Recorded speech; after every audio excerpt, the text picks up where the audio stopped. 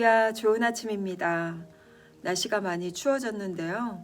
옷 따뜻하게 잘 챙겨 입으시고 생기와 활력이 있는 하루가 되기를 원합니다.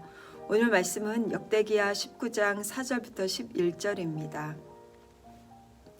여호사밧이 예루살렘에 살더니 다시 나가서 브엘세바에서부터 에브라임 산지까지 민간에 두루 다니며 그들의 조상들의 하나님 여호와께로 돌아오게 하고 또 유다 온 나라의 견고한 성읍에 재판관을 세우되 성읍마다 있게 하고 재판관들에게 이르되 너희가 재판하는 것이 사람을 위하여 할 것인지 여호와를 위하여 할 것인지를 잘 살피라. 너희가 재판할 때에 여호와께서 너희와 함께 하심이니라. 그런즉 너희는 여호와를 두려워하는 마음으로 삼가 행하라. 우리의 하나님 여호와께서는 불의함도 없으시고 치우침도 없으시고 뇌물을 받는 일도 없으시니라 하니라. 여호사밧이 또 예루살렘에서 레위 사람들과 제사장들과 이스라엘 족장들 중에서 사람을 세워 여호와께 속한 일과 예루살렘 주민의 모든 송사를 재판하게 하고 그들에게 명령하여 이르되 너희는 진실과 성심을 다하여 여호와를 경외하라. 어떤 성읍에 사는 너희 형제가 혹 피를 흘림이나 혹 율법이나 계명이나 율례나 규례로 말미암아 너희에게 와서 송사하거든 어떤 송사든지 그들에게 경고하여 여호와께 죄를 범하지 않게 하여 너희와 너희 형제에게 진노하심이 임하지 말게 하라. 너희가 이렇게 행하면 죄가 없으리라.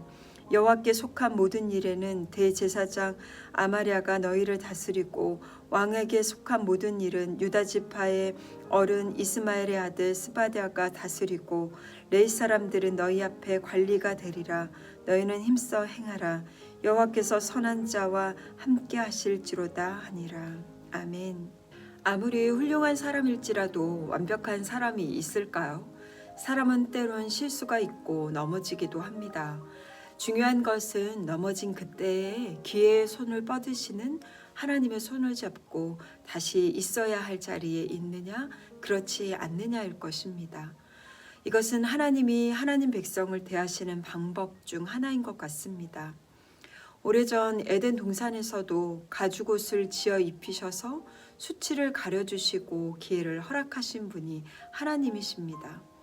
그렇기에 오늘 말씀이 더욱 그 하나님과 그 백성을 잘 보여주는 것 같습니다. 여호사밧이 부귀와 영광을 크게 떨쳤을 때 아합 가문과 혼인을 맺습니다. 그리고 미가야 선지자를 통해 하나님이 원치 않으신다라는 것을 알면서도 아합 왕의 부추김에 길르앗 라못을 치기 위해 전쟁터로 나갔었습니다.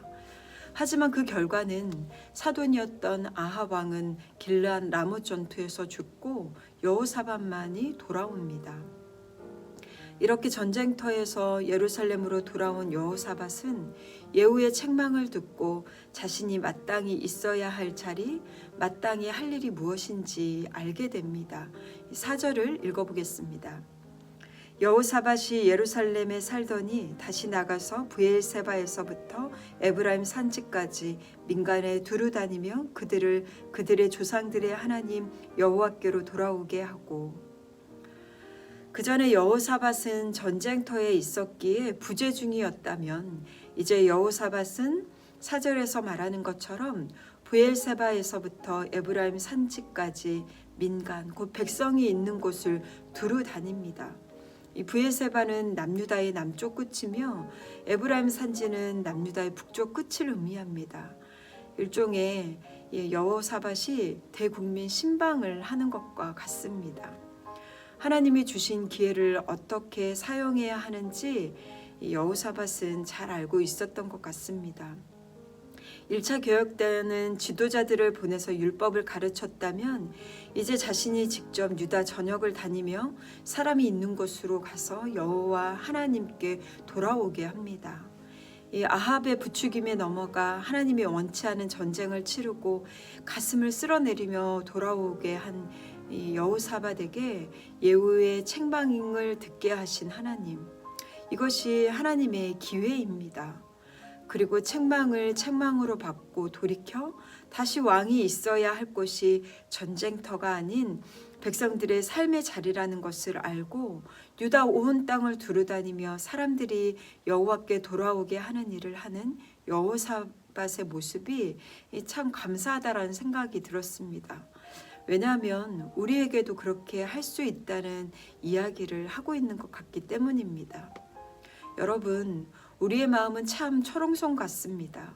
그래서 한번 다치면 그것이 하나님의 책망일지라도 잘 듣지 않고 외면하기 일쑤입니다. 하지만 저와 여러분에게 여호사밧과 같이 여호와의 책망을 들을 수 있는 마음이 있길 원합니다.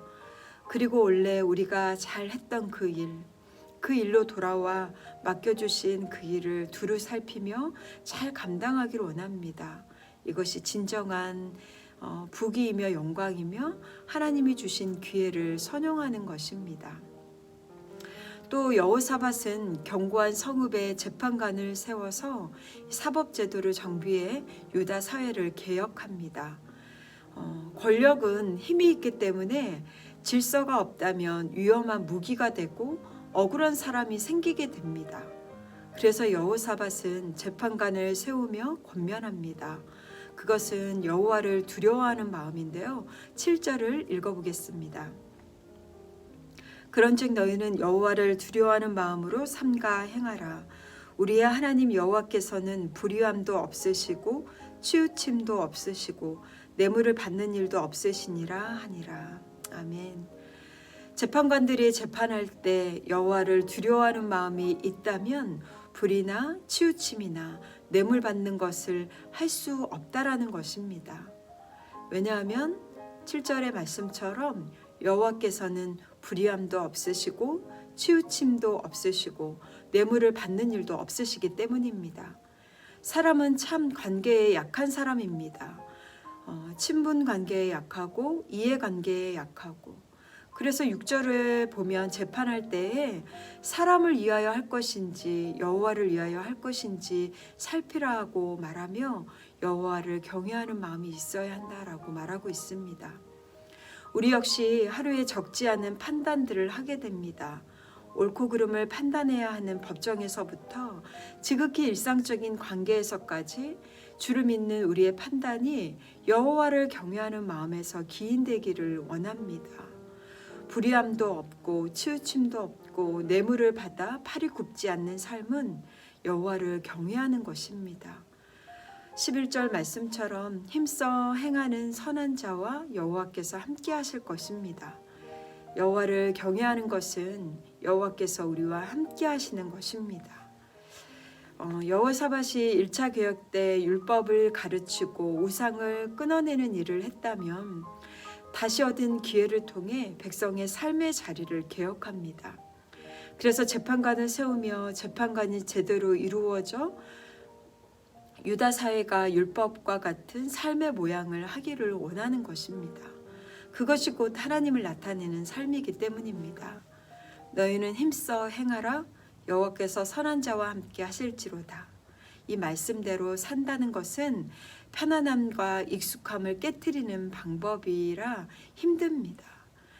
그래서 힘써 행하라고 권하는 것 같습니다. 오늘 저와 여러분이 있는 자리가 하나님이 원하시는 자리이며 여호와를 경외하는 자리이기를 원합니다. 그때 우리와 함께 하시는 하나님을 만날 수 있을 것입니다. 기도하시겠습니다.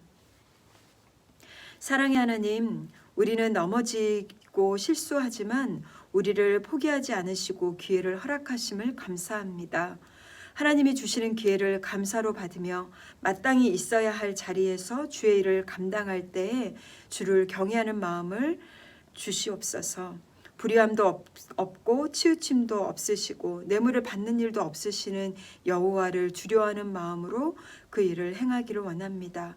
그 자리에서 우리와 함께 하시는 주님의 임재를 경험할 수 있도록 오늘도 은혜를 허락하여 주시옵소서. 이 모든 말씀 살아계신 예수 그리스도 이름으로 기도드립니다. 아멘. 오늘 말씀을 묵상하시면서 예수 하나님의 공의라는 찬양으로 이 말씀을 더욱더 묵상하며 나가기를 원합니다. 오늘 하루도 승리하십시오.